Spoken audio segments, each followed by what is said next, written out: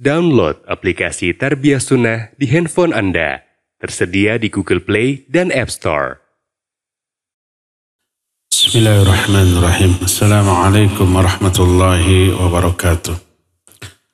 Alhamdulillahirabbil alamin. Wa bihi nasta'in ala umuri dunya waddin. Wal 'aqibatul muttaqin. ولا عدوان إلا على الظالمين وأشهد أن لا إله إلا الله الملك الحق المبين وأشهد أن محمدا عبده ورسوله الصادق الوعد الأمين والصلاة والسلام على أشرف الأنبياء والمرسلين وعلى آله وأصحابه أجمعين wa man tabi'ahum bi ihsanin ila yaumiddin wa ba'd. Hadirin jamaah Masjid Agung Al-Ukhwah Bandung yang Allah muliakan, para pendengar radio Tarbiyah Sunnah Bandung, juga pendengar radio Roja di beberapa kota, pendengar radio-radio lain yang ikut gabung, pemirsa Roja TV dan TV-TV lain, serta para netizen di mana saja Anda berada. Kita kembali berjumpa melanjutkan kajian kitab Mukhtasar Ma'arijil Qabul. Di pertemuan yang lalu kita sudah sampai pada pembahasan syafaat. Maknanya di antara iman kepada hari akhir adalah beriman kepada adanya syafaat. Syafaat ada dua jenis. Dilihat dari segi diterima atau tidaknya. Pertama disebut dengan asyafa'atul muthbatah, syafaat yang ditetapkan berdasarkan syariat, dan inilah yang diterima. Dan kedua asyafa'atul manfiyah, syafaat yang ditolak. Adapun yang diterima adalah syafaat yang memenuhi dua syarat. Pertama, adanya izin Allah kepada orang yang memberi syafaat. Kedua, adanya ridho Allah kepada orang yang diberi syafaat. Adapun syafaat, maka ada beberapa jenis. Jenis pertama disebut asyafa'atul uzma, syafaat yang paling agung. Dan syafaat ini dikhususkan, dimiliki oleh Rasul SAW bagi seluruh manusia di padang mahsyar ketika mereka dikumpulkan dalam kondisi yang mengenaskan. Mereka kumpul dalam keadaan telanjang, tidak beralas kaki, tidak berkhitan. Matahari sangat dekat.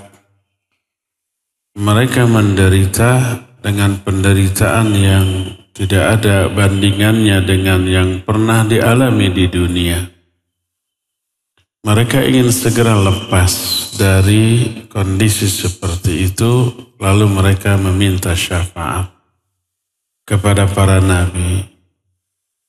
Tapi nabi-nabi lain tidak bisa kecuali Nabi kita Muhammad SAW. Dan inilah yang kemudian disebut dengan maqam mahmuda atau kedudukan yang terpuji yang Allah jelaskan dalam Al-Quran surah Al-Isra ayat 79, asa ayyab'athaka rabbuka maqam mahmuda. Allah akan mengangkat kamu ke posisi yang terpuji. Ini pula yang dimaksud oleh perintah Nabi SAW kepada kita. Seusai kita mendengar azan, kita disuruh bersolawat kepada Nabi SAW, lalu disuruh berdoa. Kata beliau, man qala hina yasma'un nida, Allahumma rabba hadhihi da'wati tamah wassalatil qa'imah Ati Muhammadanil wasilah wal fadilah wab'athu maqaman mahmudan alladhi wa'addah halat lahu syafa'ati yaumal qiyamah. Siapa orang yang setelah mendengar azan dia berdoa, Allahumma rabba hadhihi da'wati tammah, wahai Allah pemilik seruan yang sempurna ini, wassalatil qa'imah, dan salat yang tegak ini, ati Muhammadanil wasilah wal fadilah, berikan kepada Nabi Muhammad wasilah dan fadilah, wab'athu maqaman mahmudan alladhi wa'addah, dan angkat beliau ke kedudukan yang terpuji yang engkau janjikan kepadanya. Siapa yang berdoa dengan doa seperti itu setelah azan, halallah bagi orang itu syafaatku pada hari kiamat. Nah, inilah yang disebut dengan asy-syafa'atul uzma, syafaat teragung yang hanya dimiliki oleh Nabi alaihissalatu wassalam. Karena itu beliau diberi posisi yang terpuji, satu-satunya makhluk yang bisa memberikan asy-syafa'atul uzma. Adapun asy-syafa'atul uzma atau asy-syafaat yang agung diterangkan di dalam hadis riwayat Imam Bukhari dalam kitab sahihnya. Diterima dari Ibnu Umar radhiyallahu anhuma. Berkata Nabi alaihi salatu wasallam, innan nasa yasiruna yaumal qiyamah jutsa, kullu ummatin tattabi'u nabiyaha, yaquluna ya fulan ishfa' hatta tantahiya syafa'ah ila nabi sallallahu alaihi wasallam, fadzalika yaumun yab'atsullahu al-maqamal mahmud. Manusia pada hari kiamat semuanya berlutut. Mana berlutut? Berdirinya di atas kedua lutut. Semua umat akan mengikuti nabinya masing-masing. Lalu setiap umat itu berseru kepada nabi masing-masing, wahai fulan, beri kami syafaat. Semua nabi tidak bisa. Sampailah kepada Nabi Muhammad SAW, lalu beliau bisa memberi syafaat yang diminta. Dan itulah hari ketika Allah mengangkat beliau ke tempat yang terpuji. Ini hadis pertama. Hadis kedua diriwayatkan oleh Imam Muslim dengan penjelasan yang lebih rinci dari Abu Hurairah radhiyallahu anhu. Kata Abu Hurairah radhiyallahu anhu, utiya Rasul sallallahu alaihi wasallam yauman bilahmin farufi'a ilaihi dhira' wa kanat tu'jibuhu fanahasa minha nahsatan faqala ana sayyidun nasi yaumal qiyamah wa hal tadruna bima dhak yajma'u Allahu yaumal qiyamah al-awwalina wal-akhirin fi sa'idin wahid fa yasma'uhum ad-da'i wa yanfudhuhum al-basar wa tadnu asy-syamsu fa yablughu an-nas min al-ghammi wal-karab ma la yatiqun wa ma la yahtamilun fa yaqulu ba'du an-nas li ba'd ala tarawna ma antum fi, ala tarawna ma qad balaghakum, ala tanzuruna man yashfa'u lakum ila rabbikum, wa yaqulu ba'dun nas li ba'd u'tu adam, fayatuna adam, fayaqulun ya adam anta abul bashar, khalaqaka Allahu biyadihi, wa nafakha fika min ruhi, wa amaral malaikata fasajadu lak ishfa' lana ila rabbik ala tara ma nahnu fi ala tara ma qad balaghana Fayaqulu Adam, inna rabbi qad ghadiba al-yawma ghadban lam yaghdab qablahu mislahu wa la yaghdaba ba'dahu mislahu. Fa innahu nahani 'anis syajarah fa asaituhu nafsi idhabu ila ghairi idhabu ila Nuhin. Kata Abu Hurairah, suatu saat Nabi alaihissalam dibawakan sebongkah daging kambing. Lalu beliau diberi bagian paha dari daging kambing itu. Beliau sangat menyukai, sama dengan saya. Daging kambing udah matang, tinggal gitu ya, dibakar. Jangan digoreng. Lalu beliau menggigitnya. Setelah itu beliau berkata, aku adalah pemimpin seluruh manusia pada hari kiamat. Sayyid. Kalian tahu nggak dengan apa hal itu bisa teraih? Kenapa beliau menjadi Sayyid bagi seluruh manusia pada hari kiamat? Lalu beliau melanjutkan, Allah mengumpulkan pada hari kiamat semua manusia dari awal sampai akhir. Dari zaman Nabi Adam sampai orang yang nanti terakhir hidupnya di hari kiamat. Di satu tempat.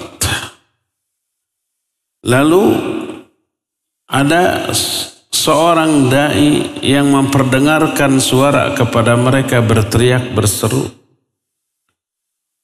Mata pun pandangannya tidak terhalang oleh apapun. Matahari amat sangat dekat. Manusia merasakan penderitaan. Merasakan ketidaknyamanan yang tidak mampu mereka pikul, tidak mampu mereka tanggung. Orang-orang lalu berkata, tidakkah kalian melihat penderitaan yang kalian alami? Tidakkah kalian melihat apa yang sedang kalian rasakan? Tidakkah kalian mencari orang yang bisa memberikan syafaat kepada kalian? Maka orang-orang kemudian berkata, datanglah kepada Adam. Akhirnya mereka datang kepada Adam. Lalu mereka berkata kepada Adam, memuji Adam dengan kelebihan-kelebihan yang Allah berikan kepada Adam, yang tidak diberikan kepada nabi lain, termasuk nabi kita Muhammad SAW. Mereka berkata, wahai Adam, engkau adalah bapa seluruh manusia. Allah menciptakan engkau langsung dengan tangannya. Ini menunjukkan Allah punya tangan. Dan tangan di sini maknanya bukan kekuasaan. Masa menciptakan dengan kekuasaan, tapi langsung dengan tangannya. Selain beliau tidak langsung diciptakan dengan tangan Allah. Termasuk Nabi kita Muhammad SAW melalui proses yang normal, yang wajar. Dikandung 9 bulan, lahir seperti biasa. Adapun Nabi Adam langsung oleh Allah diciptakan dengan tangannya. Allah pun langsung meniupkan ruhnya kepadamu. Dan Allah menyuruh para malaikat untuk sujud kepadamu, lalu mereka pun sujud. Ini kelebihan yang dimiliki oleh Adam, tidak dimiliki oleh yang lain. Pertama, Bapa seluruh manusia. Kedua, langsung diciptakan oleh Allah dengan tangannya. Ketiga, langsung ditiupkan ruh kepada jasadnya. Keempat, para malaikat pun disuruh sujud. Kepada Nabi SAW tidak. Malaikat tidak disuruh sujud. Nggak boleh di zaman Nabi SAW. Lau kuntu amiran ahadan ayasjuda li ahadin la amartul mar'ata litasjuda li zawjiha li'admi haqqihi alaiha. Andai aku berhak menyuruh seseorang untuk sujud ke orang lain, Niscaya aku perintahkan para istri untuk sujud ke suami. Saking besarnya hak suami atas dirinya. Kalau boleh, tapi karena tidak boleh, Nabi tidak merintahkan istri untuk sujud ke suami.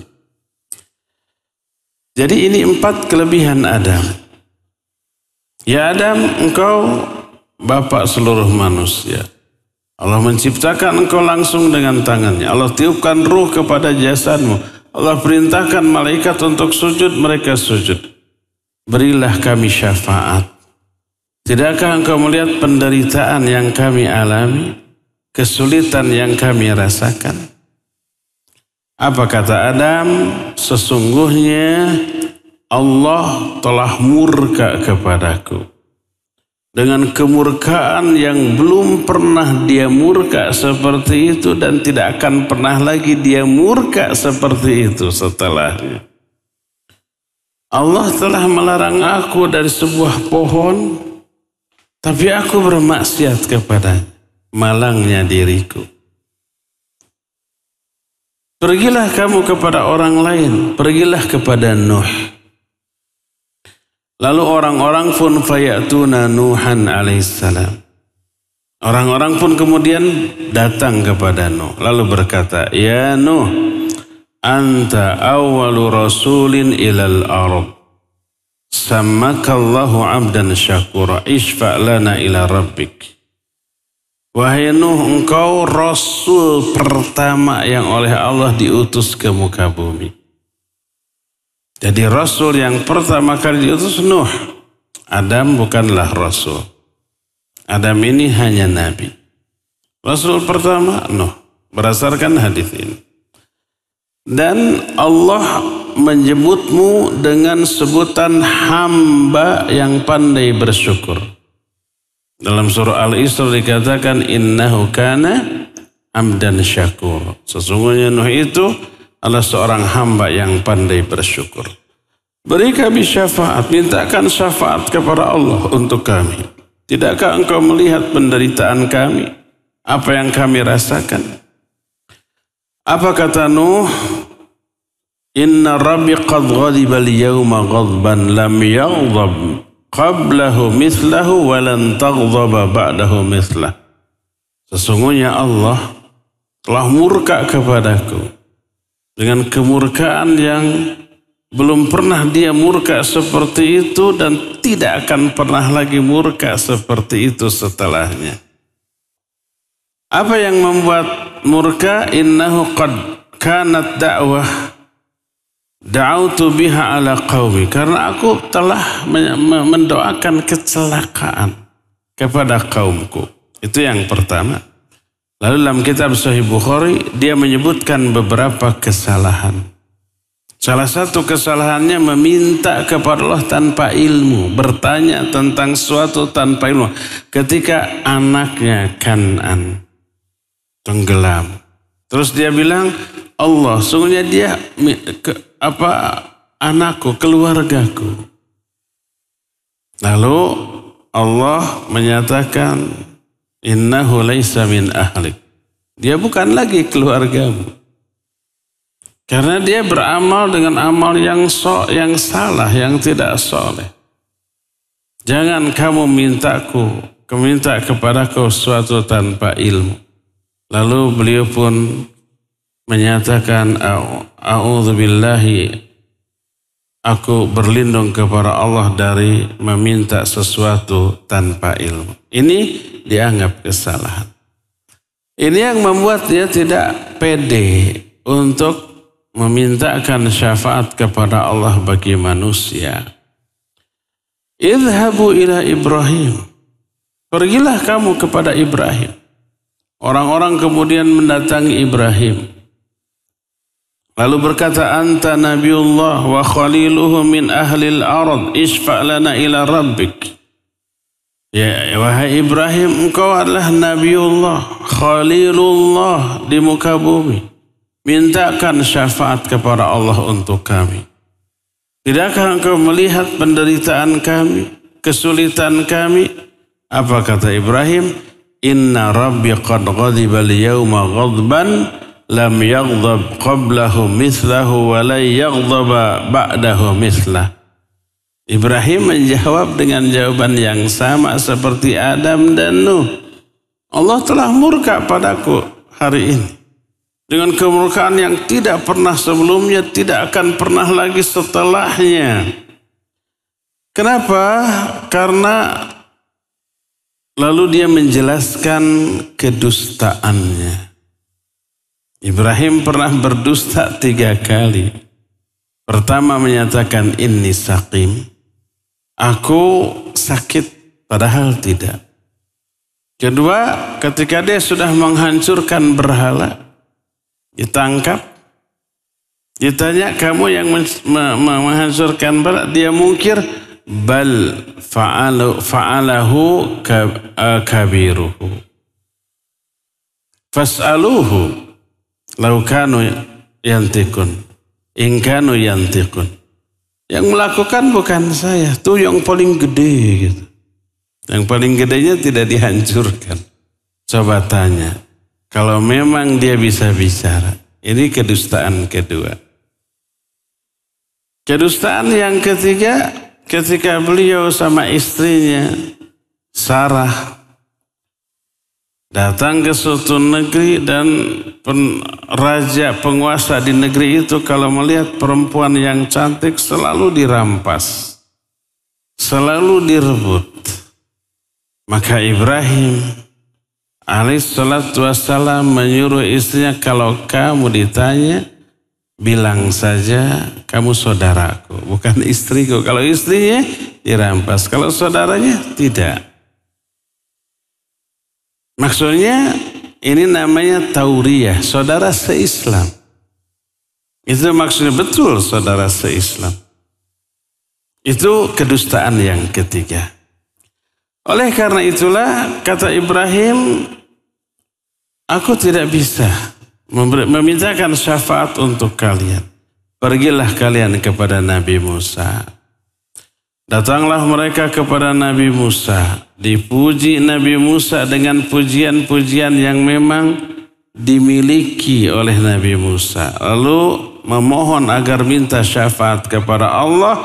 Nabi Musa menjawab persis seperti jawaban nabi-nabi sebelumnya.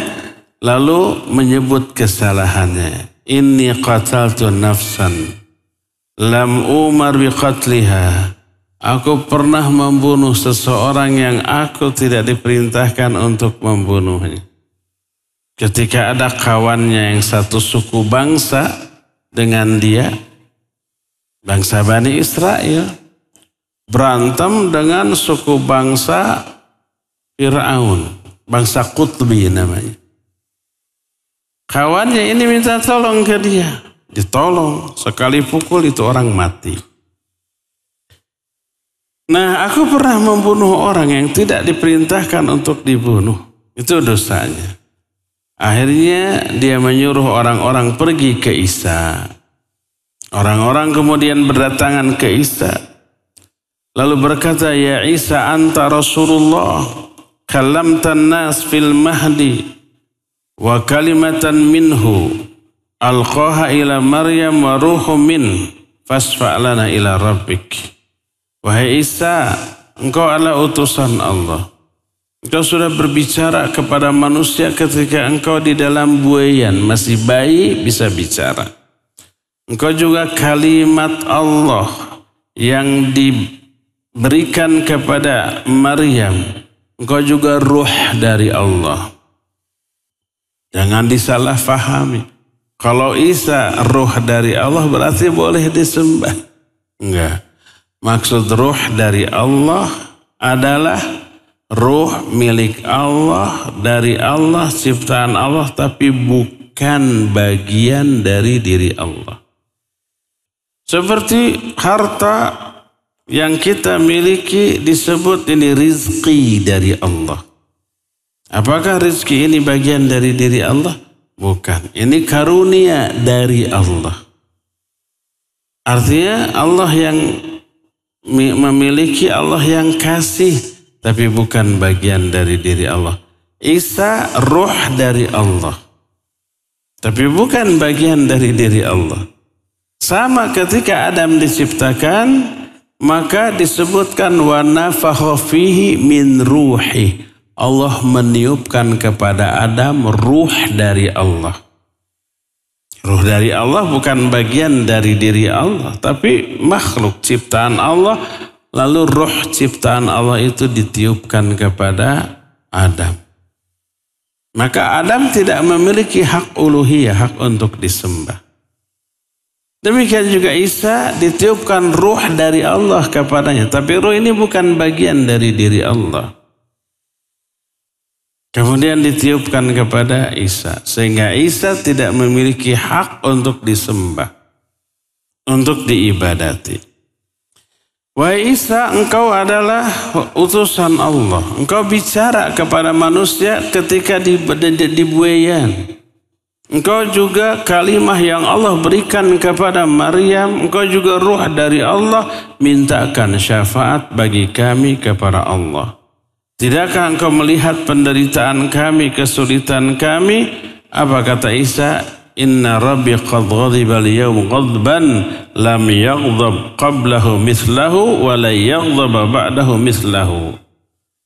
Sama jawabannya seperti nabi-nabi sebelumnya. Allah murka kepadaku dengan kemurkaan yang tidak pernah sebelumnya dan tidak akan lagi pernah setelahnya. Walam yadhkur dzamban, tapi dia tidak menyebut kesalahannya itu apa. Idhabu ila ghairi, idhabu ila Muhammadin sallallahu alaihi wasallam. Datang kalian kepada Muhammad sallallahu alaihi wasallam.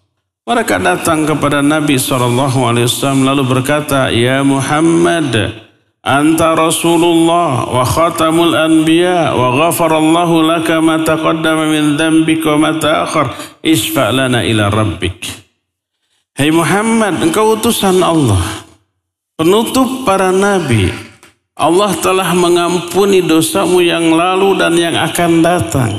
Mintakan kepada Allah syafaat untuk kami. Apa respon Nabi SAW? Fa'antaliqu fa'ati tahtal arsh fa'aqa'u sajidan li rabbi thumma yaftahu Allahu alayya wa yulhimuni min mahamidihi wa husni thana'i alai syai'an lam yaftahu li ahadin qabli. Aku pun pergi ke bawah arsh, lalu aku tersungkur sujud kepada Allah. Allah membukakan hatiku, mengilhamkan kepada diriku pujian-pujian, sanjungan-sanjungan kepada Allah yang tidak pernah Allah berikan kepada orang lain sebelumku. Tidak disebutkan pujiannya apa, tapi pasti indah, layak, sangat agung. Lalu dikatakan, ya Muhammad irfa ra'sak sa'tu'thah. Hai Muhammad, angkat kepalamu, mintalah, kamu akan diberi. Minta syafaat, kamu akan diberi syafaat. Aku pun mengangkat kepalaku, lalu aku berkata, Rabbi ummati ummati. Ya Allah, umatku, itu umatku. Apa kata Nabi SAW? Ya Muhammad, adkhil min ummatika man la hisaba alaihi minal babil aiman min abwabil jannah wa hum syuraka'un nasi fi siwa dzalika minal abwab walladzi nafsu Muhammadin biyadihi innama baina masra'aini min masari'il jannah lakama baina Makkah wa Hajar au kama baina Makkah wa Busra. Kata Allah, wahai Muhammad, masukkan dari kalangan umatmu ke dalam surga, yaitu orang-orang yang tidak ada hisab atas mereka. Masukkan dari pintu sebelah kanan dari pintu-pintu surga. Dan tidak ada yang bersyirikat, orang lain selain umatmu tidak akan masuk ke dalam pintu tersebut.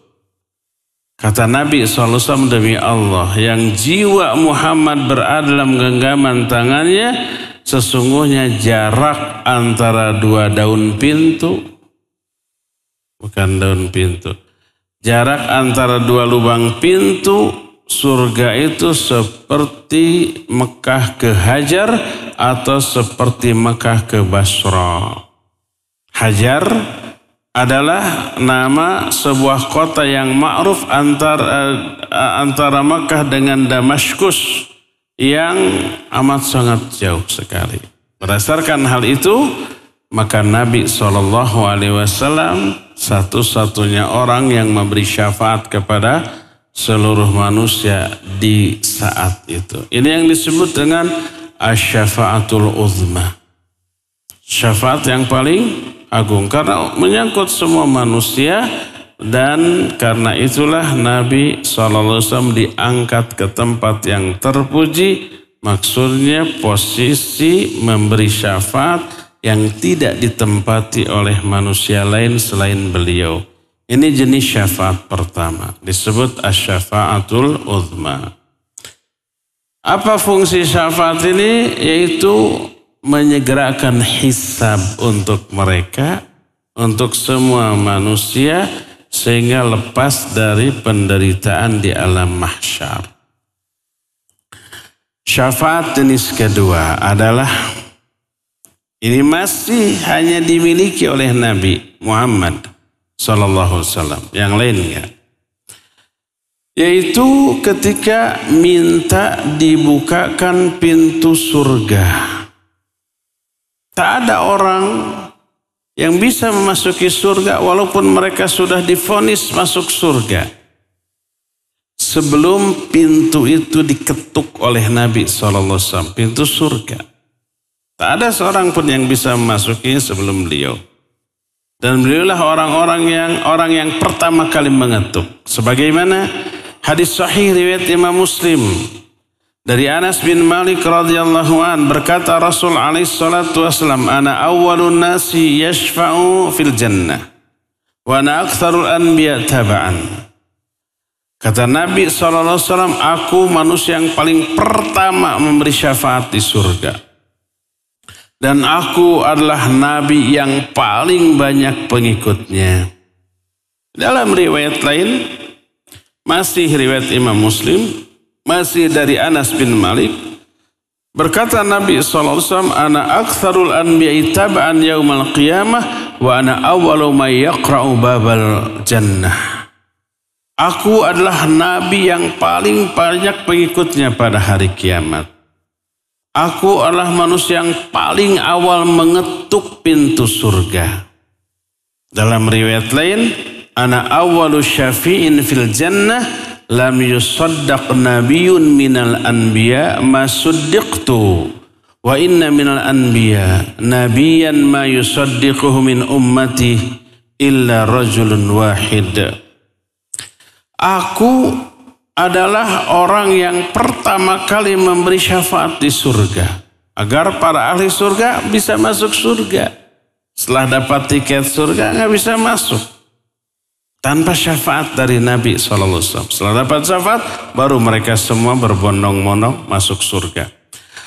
Aku adalah orang Nabi, tidak ada seorang Nabi pun yang diimani seperti halnya diriku. Maksudnya oleh jumlah manusia yang terbanyak. Dipercaya, diimani oleh banyak orang, dengan jumlah yang tidak pernah ada nabi lain yang diimani oleh orang sebanyak itu. Enggak. Umpamanya orang-orang Nasrani, apakah beriman kepada Isa dan pengikut Nabi Isa? Enggak. Durhaka mereka kepada Nabi Isa alaihissalatu wassalam. Jadi bukan pengikut Nabiullah Isa. Tapi umat Islam dari sejak beliau diangkat dari Nabi sampai hari kiamat ada. Sampai sekarang ada. Menjadi pengikutnya entah berapa miliar jumlahnya. Mungkin triliun, mungkin. Wallahu alam, kita tidak tahu kapan kiamat terjadi. Dan ada di antara para nabi seorang nabi yang tidak diimani oleh pengikutnya kecuali hanya satu orang. Pengikutnya hanya satu orang. Nabi Nuh hampir 1000 tahun dakwahnya, pengikutnya cuma 13 orang.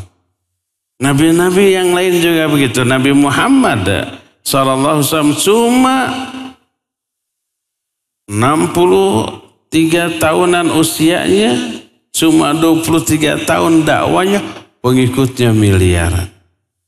Jauh lebih banyak.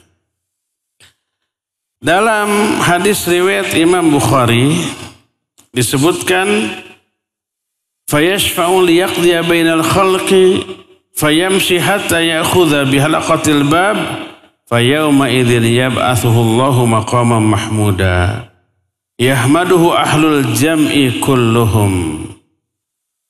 Nabi memberi syafaat agar manusia dihisab. Lalu beliau berjalan sampai beliau mengambil satu pegangan pintu yang ada saat itu. Pada hari itu Allah mengangkat beliau ke tempat yang terpuji, lalu semua orang memuji beliau karena posisinya. Itu yang dimaksud dengan maqamam mahmudah. Dan 2 jenis syafaat ini khusus milik Nabi SAW. Pertama, agar semua manusia segera dihisab. Kedua, agar ahli surga segera masuk ke dalam surga. Jenis syafaat ketiga adalah asy-syafa'atu fi ikhraji usatil muwahhidina minan nar. Fahadhihi syafa'ah haqqun yu'minu biha ahlus sunnati wal jamaah kama amana biha sahabatu wat tabi'un wa ankaruha fi akhir asri sahabah al khawarij wa ankaruha fi asri tabi'in al mu'tazilah. Syafaat ketiga adalah syafaat untuk mengeluarkan ahli tauhid yang bermaksiat dari neraka. Di kalangan kaum muslimin banyak orang yang beriman tapi ahli maksiat. Mereka tidak kufur, tidak syirik. Maka disebut ahli tauhid. Karena tidak menyekutukan Allah dengan sesuatu pun. Tidak ingkar kepada aturan Allah. Tapi banyak terjerumus dalam dosa dan maksiat. Disebut usatul muwahhidin. Para ahli tauhid yang maksiat. Para ahli maksiat dari kalangan ahli tauhid. Dimasukkan mereka ke dalam neraka, kemudian diberi syafaat, dikeluarkan dari api neraka. Tapi pernah masuk dulu? Iya.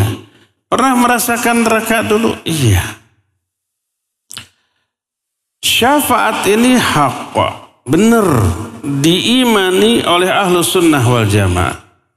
Sebagaimana diimani oleh para sahabat dan tabi'in, tapi diingkari oleh generasi terakhir zaman sahabat yang nyeleneh, yaitu kalangan khawarij. Diingkari oleh generasi terakhir tabi'in yang juga nyeleneh, yaitu mu'tazilah. 2 kelompok di kalangan kaum muslimin, khawarij dan mu'tazilah, mengingkari syafaat jenis yang kedua ini. Jenis yang ketiga ini. Mereka berkata, ya bi khuludi man dakhala an-nar min usatil muwahhidin alladzina yashhaduna an la ilaha illallah wahdahu la syarika lah wa yashhaduna anna Muhammadan abduhu wa rasuluh wa yuqimuna as-shalah wa yu'tuna az-zakah wa yasumuna ramadan wa yahujjuna al-baital haram wa yas'aluna Allahal jannah wa yasta'iduna minan nar fi kulli salatin wa du'ain ghaira annahum matu musirrina ala ma'siyah alimina bitahrimiha mu'taqidina mu'minina bima ja'a fiha minal wa'idi syadid fa qadau bitakhlidihim fi jahannam ma Fir'aun wa Hamman wa Qarun. Orang-orang Khawarij dan Mu'tazilah berpendapat kekalnya orang-orang yang masuk neraka dari kalangan ahli maksiat yang bertauhid. Padahal mereka bersyahadat la ilaha illallah Muhammad Rasulullah. Mereka menegakkan sholat, menunaikan zakat, saum Ramadan, haji ke Baitullah Haram, selalu minta kepada Allah, minta surga, berlindung kepada Allah dari neraka di setiap sholat dan doanya. Cuma mereka itu masih suka bermaksiat. Padahal mengetahui keharaman dari maksiat itu diyakini oleh Khawarij dan Mu'tazilah. Mereka kekal di dalam neraka Jahannam bersama Fir'aun, Haman, Qarun. Itulah prinsip Khawarij dan Mu'tazilah. Mereka menyempal dari akidah Ahlussunnah wal Jamaah. Mereka menentang firman Allah dalam Al-Quran surah Shad ayat 28. Am naj'alul ladzina amanu wa amilus solihat kal mufsidina fil ard am naj'alul muttaqina kal fujjar. Apakah kami akan menyamakan orang-orang beriman dan beramal soleh seperti orang-orang yang mengadakan kerusakan di muka bumi? Atau kami menyamakan orang bertakwa dengan orang durhaka? Masa orang suka sholat, bersyahadat, sholat, zakat, haji gitu, umroh. Tapi karena kemaksiatannya disatukan dengan Fir'aun, Haman, dan Qarun yang nyata-nyata durhakanya. Masa disamakan? Kan enggak. Jadi kalau Ahlussunnah wal Jamaah meyakini adanya syafaat bagi orang-orang muslim ahli maksiat. Masuk dulu ke dalam neraka tapi tidak kekal. Mereka akan dikeluarkan dari api neraka. Kemudian setelah dikeluarkan dari api neraka dimasukkan ke dalam surga.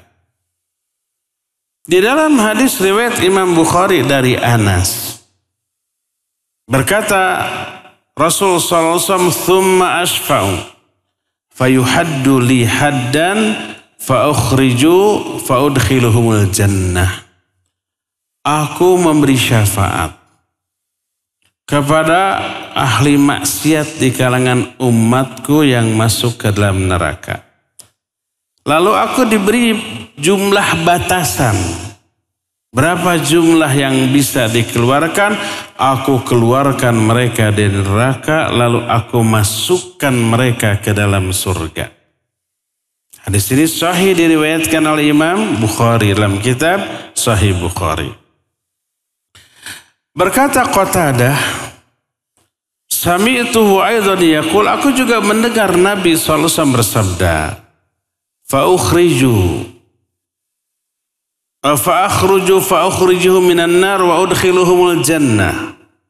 Thumma a'udu fasta'dhantu ala rabbi fi dari fayu'dhanu li alayhi fa idza ra'aituhu waqa'tu lahu sajidan fayad'uni ma sya'allahu ayad'ani thumma yaqul irfa Muhammad wa qul yusma wasfa wa qul tusma wasfa tusfa wasal tu'ta. Aku keluar, kemudian aku mengeluarkan mereka dari neraka dan memasukkan mereka ke dalam surga. Lalu aku kembali kepada Allah. Aku meminta izin kepada Allah untuk kembali mengeluarkan sejumlah yang lain. Aku diizinkan. Maka ketika aku melihat Allah, aku tersungkur sujud. Allah membiarkan aku sujud beberapa lama sebagaimana yang dikehendaki oleh Allah, lalu berkata, "Hai Muhammad, angkat kepalamu. Berbicaralah, kamu akan didengar. Minta syafaat, kamu akan diberi syafaat. Minta sesuatu, aku akan berikan permintaanmu." Aku mengangkat kepalaku, lalu aku memuji kepada Allah dengan pujian-pujian yang Allah ilhamkan kepadaku. Kemudian aku diberi hak memberi syafaat. Aku diberi batasan dengan jumlah tertentu. Aku keluarkan mereka dari neraka lalu aku masukkan ke dalam surga. Itu terus berkali-kali sampai jumlah kaum muslimin yang dari neraka, yang dikeluarkan dari neraka itu sampai tidak terhitung. Sampai dikatakan di akhir hadis ini, hatta ma yabqa finnar illa man habisahul Qur'an, ay wajaba alaihil khulud. Sampai tidaklah tersisa orang di neraka kecuali orang yang memang ditetapkan oleh Quran. Maksudnya ditetapkan sebagai orang yang kekal di dalam neraka. Dan ini juga termasuk ayat yang Allah jelaskan, asa ayyab'atsaka rabbuka maqaman mahmuda. Nabi diangkat ke posisi yang terpuji, yang tidak dimiliki oleh nabi lain, bisa mengeluarkan berkali-kali umatnya ahli maksiat dari neraka, dikeluarkan kemudian dimasukkan ke dalam surga. Syafaat seperti ini jelas ada dalam ayat, dalam hadis, tapi diingkari oleh Khawarij dan Mu'tazilah. Dalam hadis yang diriwayatkan oleh Imam Muslim dari Anas bin Malik, berkata Nabi SAW, yakhruju minan nar man qala la ilaha illallah wa kana fi qalbihi minal khair ma yazinu sya'irah. Thumma yukhraju minan nar man qala la ilaha illallah wa kana fi qalbihi minal khair ma yazinu burrah. Thumma yukhraju minan nar man qala la ilaha illallah wa kana fi qalbihi minal khair ma yazinu dhurrah. Akan dikeluarkan dari api neraka orang yang mengatakan la ilaha illallah dan di dalam hatinya ada kebaikan walaupun sebiji gandum. Tapi gandum yang masih ada kulitnya. Kemudian akan dikeluarkan dari neraka orang yang mengatakan la ilaha illallah dan di dalam hatinya ada kebaikan walaupun sebesar sebiji gandum yang sudah dikupas. Lebih kecil lagi.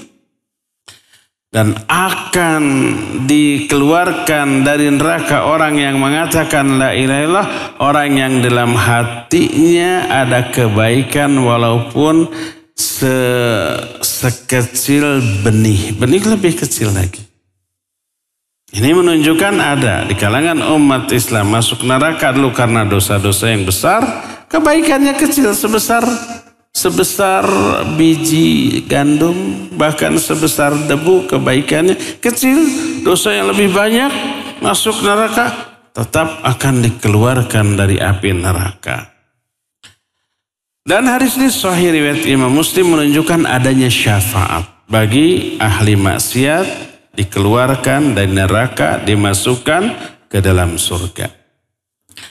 Dalam hadis riwayat Imam Bukhari dari Anas bin Malik, berkata Nabi SAW, yakhruju qaumun minan nar ba'dama massahum minha syaf'un fayadkhuluna al-jannah fayusammihim ahlul jannah al-jahannamiyin.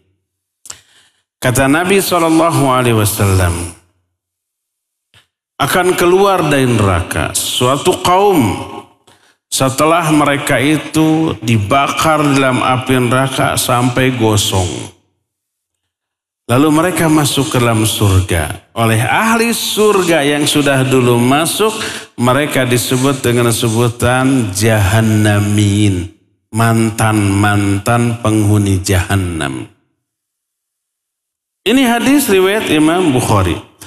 Dan banyak lagi hadis-hadis yang lainnya yang menjelaskan adanya syafaat berupa dikeluarkannya ahli neraka dari neraka karena syafaat tersebut. Lalu dimasukkan ke dalam surga. Ternyata syafaat yang ketiga ini tidak hanya khusus milik Nabi SAW. Tapi juga dimiliki oleh makhluk lain selain Nabi. Bisa para malaikat. Malaikat memberi syafaat? Iya. Bisa orang biasa. Para siddiqin, para syuhada, para sholihin, para aulia Allah, para orang-orang mukmin ahli surga, mereka juga bisa memberi syafaat kepada orang-orang terdekatnya. Sebagaimana diterangkan dalam hadis sahih. Hadis ini diterima dari Abu Sa'id dengan sanad yang muttafaqun alaih. Diriwayatkan oleh Imam Bukhari dan Imam Muslim. Berkata Nabi SAW, yashfa'un nabiyun wal malaikatu wal mu'minun. Fayaqulul jabbar baqiyat syafa'ati. Fayaqbidu qabdatan minan nar fayukhriju aqwaman qad imtahashu fayulqawna fin nahrin bi afwahil jannah yuqala lahu ma'ul hayat fayambutuna fi hafatay kama tambutul habbah fi hamilis sail qad ra'aitumuha ila janabi sakhra ila janabi syajarah fama kana ila syams minha kana akhdar wa ma kana ila dhilli kana abyad fayakhrujuna ka'annahum lu'lu ويجعل في رقابهم الخواتم فيدخلون الجنة فيقول أهل الجنة هؤلاء أتقاء الرحمن أدخلهم الله الجنة بغير عمل عملوها ولا خير قدموه فيقول لهم لكم ما رأيتم ومثله معه. Kata Nabi SAW, para nabi memberi syafaat.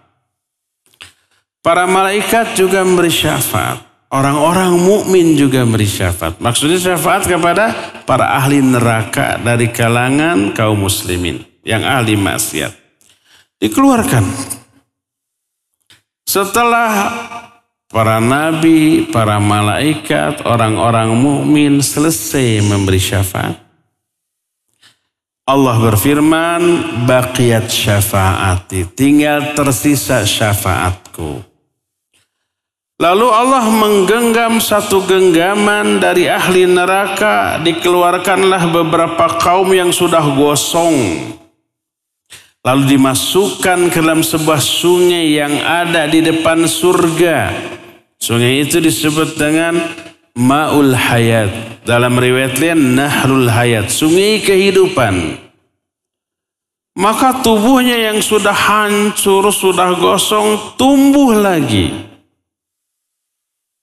Di kedua tepi sungai tersebut, sebagaimana tumbuhnya benih yang disimpan di di pinggir aliran selokan air, maka benih yang terkena sinar matahari akan menjadi hijau, benih yang ternaungi oleh benda lain, tidak terterangi oleh matahari, menjadi putih. Pokoknya dua-duanya tumbuh. Keluarlah mereka dari api neraka, dari sungai tersebut, seolah-olah mereka itu mutiara-mutiara, ka'annahum lu'lu. Jadi kinclong lagi gitu, glowing lagi. Lalu diberilah cap di tengkuk-tengkuk mereka. Mereka pun masuk surga. Berkatalah para ahli surga yang sudah lebih dahulu berada di surga kepada mereka, haulai utaqa'ur rahman. Merekalah orang-orang yang dibebaskan oleh Allah yang Maha Rahman dari api neraka. Allah masukkan mereka ke dalam surga tanpa amal kebaikan yang pernah mereka lakukan atau kebaikan yang pernah mereka persembahkan. Dalam arti orang ini selama hidupnya nggak memiliki kebaikan sama sekali. Lalu dikatakan kepada mereka, lakum ma ra'aitum wa mithluhu ma'hu. Kalian akan memperoleh hak seperti yang kalian lihat, bahkan ditambah lagi seperti itu. Maknanya ketika mereka masuk ke dalam surga, mereka melihat istana-istana megah yang yang dihuni oleh pendahulu mereka. Tentu saja dengan isinya, peralatannya, perabotan dari emas dan perak. ada pelayan-pelayan surga, ada bidadari-bidadari surga yang menjadi istri bagi para ahli surga. Dikatakan kalian akan sama, memperoleh hak yang sama, bahkan ditambah lagi. Itu orang yang paling akhir keluar dari api neraka dan paling akhir masuknya ke dalam surga. Dan mereka bisa bernasib seperti itu karena adanya syafaat. Nah, syafaat jenis yang ketiga ini wajib kita yakini. Karena dijelaskan dalam hadis-hadis yang sahih, diisyaratkan di dalam Al-Quranul Karim. Yang mengingkari hanyalah orang yang memiliki akidah batil tentang kafirnya orang Islam yang berdosa besar dan kekal di dalam neraka. Mereka lah khawarij. Takfiri. Khawarij takfiri mengkafirkan orang muslim yang berdosa besar di kalangan kaum muslimin. Makanya di neraka kekal selama itu khawarij. Mu'tazilah sedikit berbeda. Orang mukmin yang berdosa besar di dunia, mereka tidak mukmin, tidak kafir. Tidak dikafirkan oleh Mu'tazilah, tapi juga tidak disebut mukmin. Tapi mereka berada di tengah-tengah antara dua status itu. Disebut al-manzilah bainal manzilatain. Itu di dunia. Tapi di akhirat, orang Mu'tazilah dengan Khawarij sama. Pelaku dosa besar kekal di neraka selama-lamanya. Mereka mengingkari syafaat jenis yang ketiga. Nggak ada syafaat yang berfungsi mengeluarkan para ahli neraka ke surga. Kata mereka nggak ada. Mereka ingkari ayat. Mereka ingkari hadis. Mereka berbeda akidahnya dengan ahlu sunnah wal jamaah tentang hal itu. Inilah tiga jenis syafaat. Lalu siapakah orang yang paling berbahagia karena memperoleh syafaat dari Nabi SAW? Ini pernah ditanyakan oleh seorang sahabat yang sangat serakah terhadap ilmu. Serakah kepada ilmu, tamak kepada ilmu, baik apa benar? Baik dan benar. Yang buruk adalah tamak dan serakah kepada dunia, kepada harta, pangkat, jabatan, popularitas, kekuasaan. Itu tamak terhadap hal itu buruk. Tapi tamak kepada ilmu, kepada pahala, kepada kebaikan itu bagus.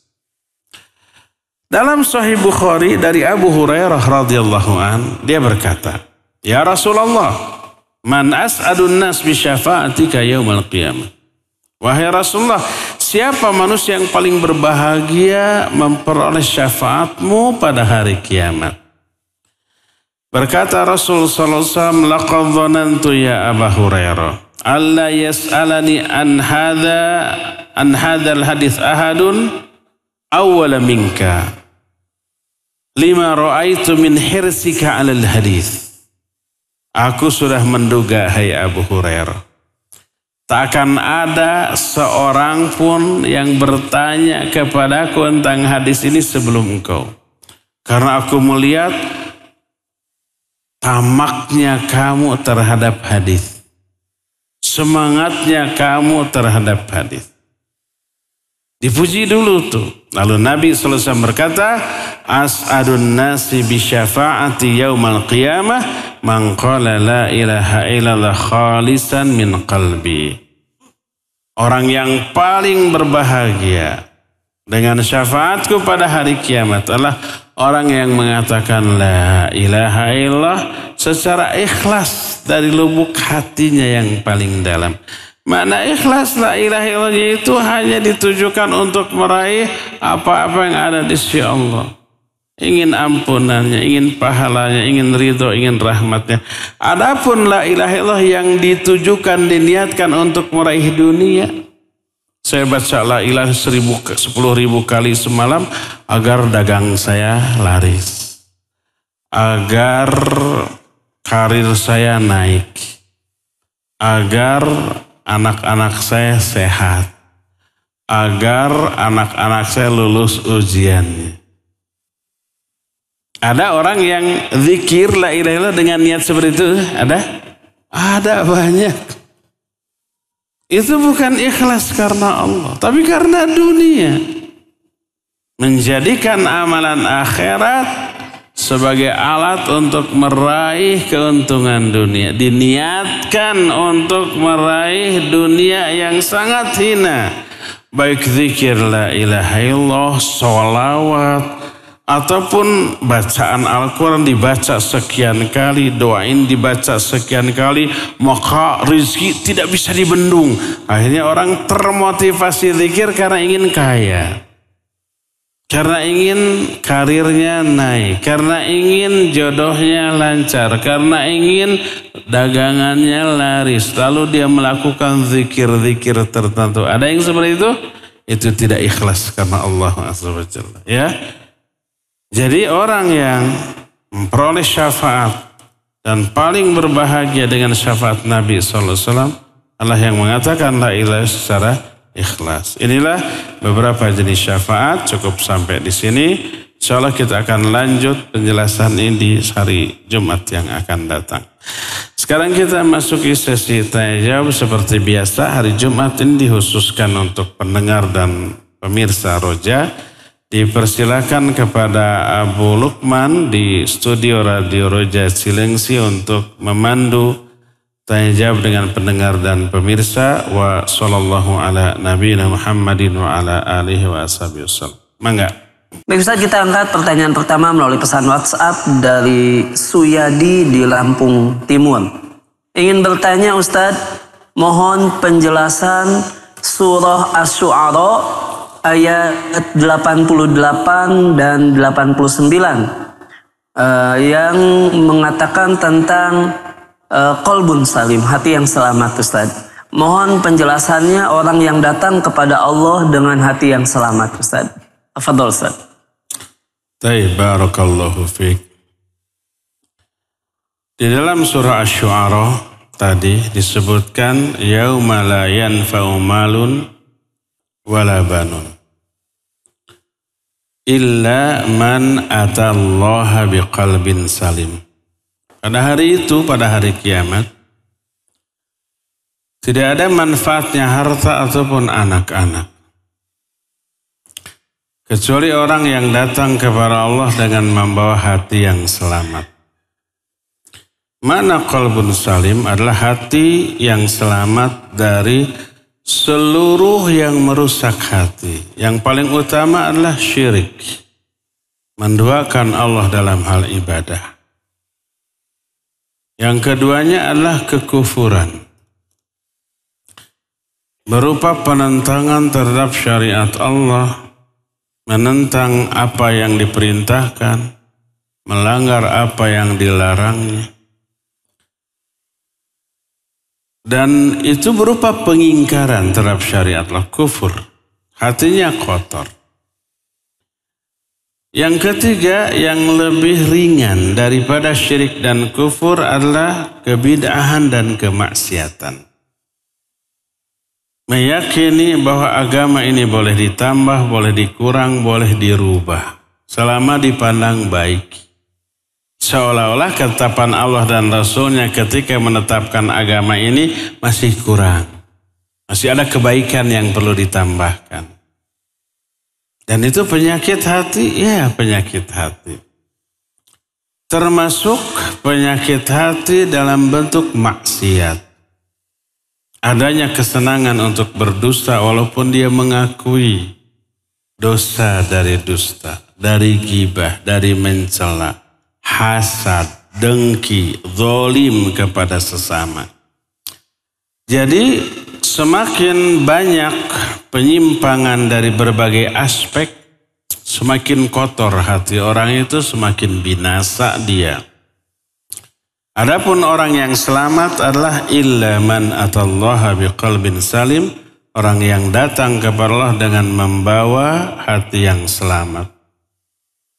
Semakin bersih dari semua penyimpangan tadi, semakin besar kadar keselamatan orang itu. Tidak hanya bersih dari syirik dan kufur, bersih dari bid'ah, juga bersih dari dosa dan maksiat. termasuk kedengkian, kebencian kepada sesama. Semakin bersih dari semua itu, semakin selamat dia. Dan apabila ada kekotoran dari salah satu aspek, dia bersih dari syirik, dia bersih dari kufur, dia bersih dari bidah, tapi ada kotor berupa dosa dan maksiat, maka dia terancam. Dengan apa? Dengan azab. Karena ada nas Al-Quran dan Sunnah yang memberi ancaman kepada pelaku maksiat itu. Orang yang dusta ada ancaman neraka.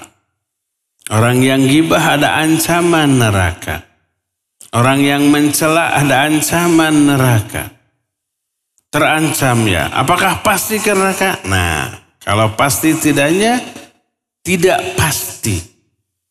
Mungkin bisa selamat dari api neraka walaupun ada dosa, mungkin. Kenapa? Karena terhapus oleh beberapa amalan penghapus dosa.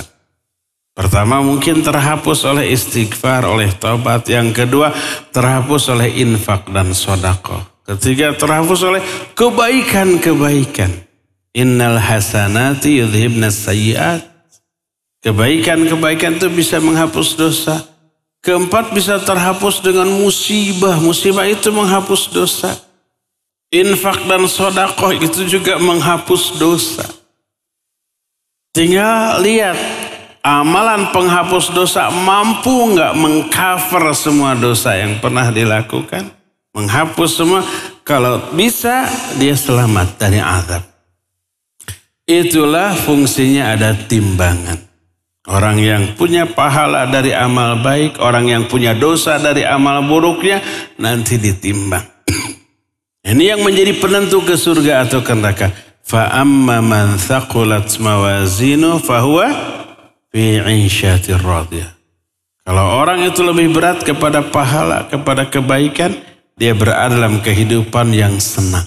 Dosanya gimana? Terhapus oleh sebagian dari pahalanya yang lebih banyak. Wa amma man khaffat mawazinu. Kalau orang itu ringan kebaikannya, berarti dosanya lebih banyak. Fa ummuhu hawiyah. Tempat tinggalnya di neraka hawiyah. Di neraka dulu dia. Jadi kita tetap harus menghukumi sebuah perbuatan apa haram apa tidak. Harus dijelaskan ini ancaman. Ancaman bukan vonis. Orang yang melakukan ini ancamannya neraka. Orang yang melakukan itu ancamannya neraka. Orang yang melakukan perbuatan syirik kecil besar ancaman neraka. Melakukan perbuatan bidah ancaman neraka. Dosa maksiat ancaman neraka. Ini baru ancaman bukan vonis. Apalagi memastikan pastikan neraka, enggak, terancam. Sebagaimana yang sholat, tahajud, saum, maka diberikan janji surga. Janji loh, belum vonis pasti ahli surga, belum pasti. Ini yang pelaku kebaikan diberi janji surga, pelaku keburukan diancam neraka. Ini sekali lagi bukan vonis, tapi ancaman dan janji. Terus akhirnya gimana, ke surga atau ke neraka? Ada orang melakukan amal soleh juga amal salah. Ada yang begitu? Semua orang begitu, termasuk kita. Apa kita selalu beribadah beramal soleh nggak pernah dosa? Pastilah kita berdosa. Ketika melakukan dosa kita terancam siksa. Ketika melakukan ibadah kita dijanjikan surga.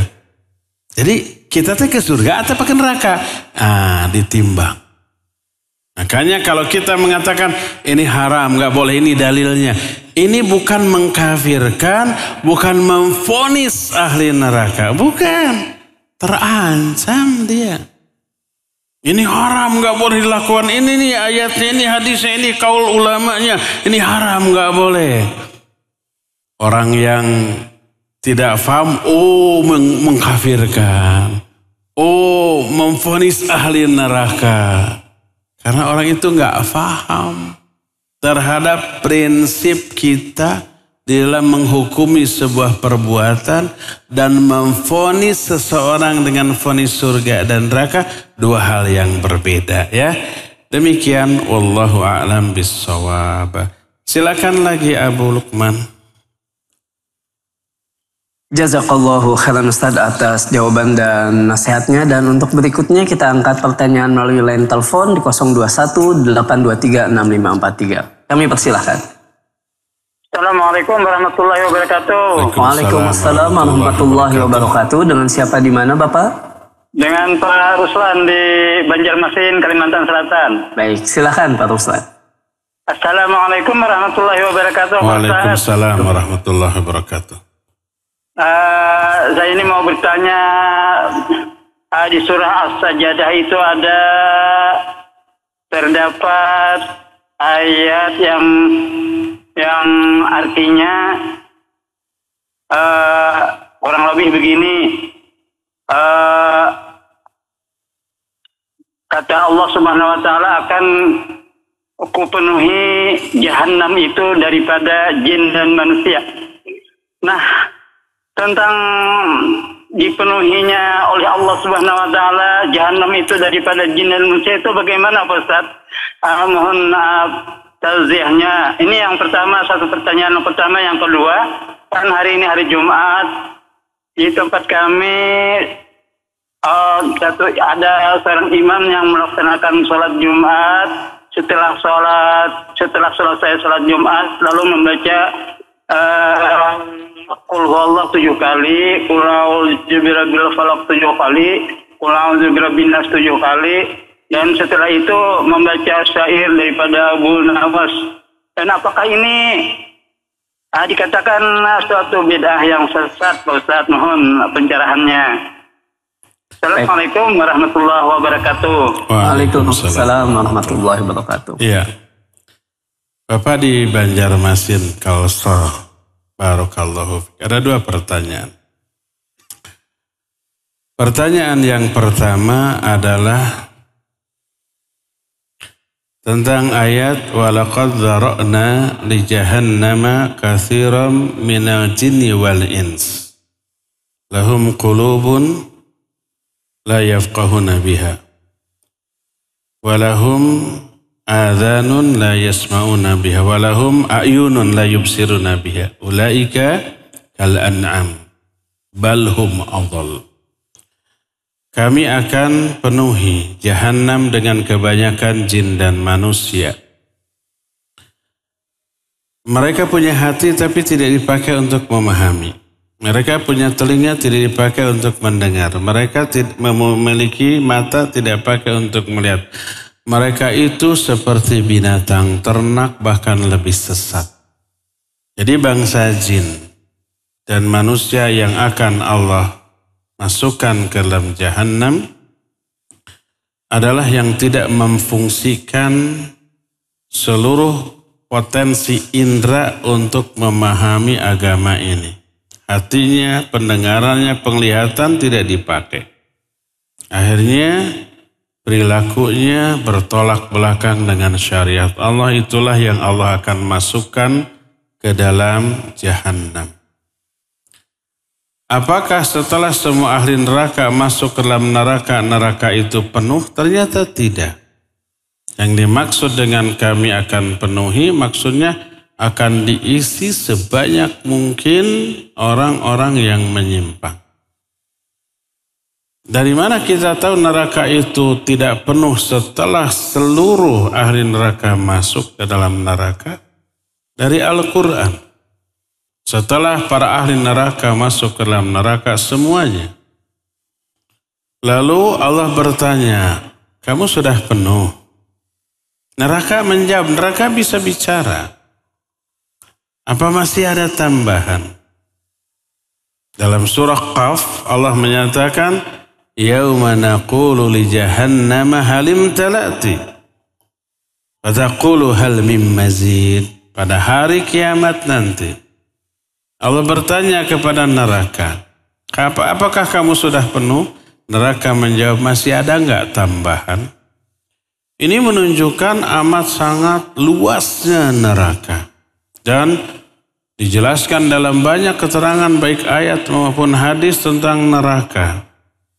Kalau umpamanya suatu saat Nabi dan para sahabat sedang diam, tiba-tiba terdengar bunyi gedebuk gitu, dahsyat. Kata Nabi SAW, kamu tahu suara apa itu? Mereka jawab, Allah dan Rasulnya lebih tahu. Itu suara batu yang dilemparkan dari atas, dari mulut neraka, dilemparkan ke dasar neraka sejak 70 tahun yang lalu. Hari ini baru sampai ke dasarnya. Menunjukkan sangat dalam sekali dasar dari neraka. Selain itu jumlah penduduk neraka lebih banyak daripada penduduk surga. Selain itu ukuran ahli neraka besar. Giginya aja sebesar gunung Uhud. Satu tempat duduk ahli neraka menghabiskan jarak antara Makkah dan Madinah. Ketebalan kulit ahli neraka setebal 3 mil. Itu diterangkan dalam hadis-hadis yang sahih. Jadi ukurannya besar, jumlahnya banyak, ditambah dengan adanya para malaikat yang tak terhitung untuk menyiksa mereka. Dalam hadis sahih riwayat Imam Muslim diterangkan didatangkan ke neraka 70.000 zimam. Zimam itu rantai besi yang besar. Satu zimamnya digusur oleh 70.000 malaikat. Satu rantainya digusur oleh 70.000 malaikat. Ini ada 70.000 rantai. Berapa malaikat yang hanya memegang rantai? 70.000 kali 70.000. 4,9 miliar. Itu malaikatnya aja. Walaupun seperti itu, neraka masih belum penuh. Ditanya oleh Allah Halim Talati, kamu sudah penuh? Dijawab, hal mim mazid, masih ada enggak tambahan? Lalu Nabi SAW menyatakan Allah memasukkan sebelah kakinya ke neraka. Baru dikatakan qad cukup ya Allah. Oleh karena itulah maka kapasitas neraka itu amat sangat besar sampai sekalipun seluruh ahli neraka sudah masuk ke dalam neraka, neraka masih minta tambahan. Ini jawaban yang pertama. Jawaban yang kedua, pertanyaan kedua setelah sholat Jumat, membaca Qulhu, Al-Falaq, An-Nas 7 kali. Yang sesuai dengan sunnah, kita wirid seperti biasa setelah salam, istighfar 3 kali, Allahumma antas salam, minka salam, dan seterusnya. Kemudian membaca subhanallah, alhamdulillah, Allahu akbar 33 kali boleh, 25 kali boleh, 11 kali boleh, 10 kali boleh. Semua itu ada tuntunannya ya. Ditutup dengan la ilaha illallah. Lalu membaca kalau untuk Jumatan ya, untuk Jumatan membaca Al-Ikhlas, Al-Falaq, An-Nas 3 kali. Bukan 7 kali. Itu yang dicontohkan oleh Nabi SAW. Setelah itu berdoa. Dengan doa yang bebas sesuai dengan keinginan kita ya. Adapun kemudian menyanyikan lagu karangan kita menyebutnya Abu Nuwas. Ilahi lastu lil firdausi ahlan wala aqwa ala naril jahim. Kan gitu ya. Tapi dilagukan, saya nggak mau melakukannya. Walaupun ini syair. Kalau syair dilakukan apalagi diiringi oleh musik namanya nyanyi. Tapi kalau saya hanya membacakan ilahi lastu lil firdausi ahlan wala aqwa ala naril jahim. Ilahi ya Allah, lastu lil firdausi ahlan, saya tidak layak untuk menghuni surga firdaus. Wala aqwa ala naril jahim, tapi saya pun tidak kuat kalau harus masuk neraka jahim. Apakah ini ada contohnya? Nggak mungkin ada contoh dari Nabi SAW. Ini yang bikin orang, tadi sebut Abu Nuwas. Abu Nuwas itu seorang penyair, tapi sampai ke kita seolah-olah itu bodor gitu ya. Ahli syair. Dibikin oleh orang. Nggak mungkin ada di zaman Nabi dan para sahabat. Terlebih cara pengucapannya salah. Umbalastu Ilahi lastu lil firdaus walal aqwa ala naril, pakai alif lam. Kalau walal aqwa, lamnya itu lam taukid, pasti sungguh-sungguh sama dengan begini. Ya Allah, saya tidak layak menghuni surga firdaus, walal aqwa ala nar jahim, saya pasti kuat kalau harus masuk neraka jahim. Ya udah, masukin ke dalam neraka kalau mintanya begitu ya. Harusnya laknya itu panjang, lak nafi, wala aqwa ala naril jahim. Ini dibacanya sering dengar, walal aqwa ala naril jahimi. Saya pasti kuat kalau harus masuk neraka jahim. Nantang itu maka kabar Allah. Lastu lil firdausi ahlan, ilahi ya Allah. Lastu lil firdausi ahlan, saya tidak layak untuk menghuni surga firdaus. Walal aqwa ala nar, dan saya pasti kuat masuk neraka jahim. Nantang. Jadi itu bukan dari Nabi SAW, dari para sahabat, dari para ulama, penyair. Apalagi ada orang yang menyatakan penyair itu sama dengan pemusik, padahal nggak sama, beda ya. Penyair, penyanyi, pemusik, dua hal yang berbeda. Para ulama ahli syair banyak. Dewan Syafi'i, Imam Syafi'i banyak membuat syair-syair yang indah dan bermakna, terkumpul dalam kitab Dewan Syafi'i. Itu syair. Tapi jangan bilang bahwa Imam Syafi'i pemusik, penyanyi.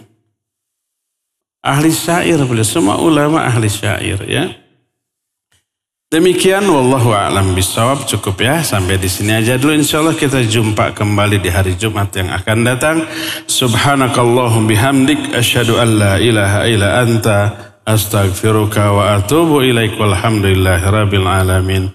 Wassalamualaikum warahmatullahi wabarakatuh.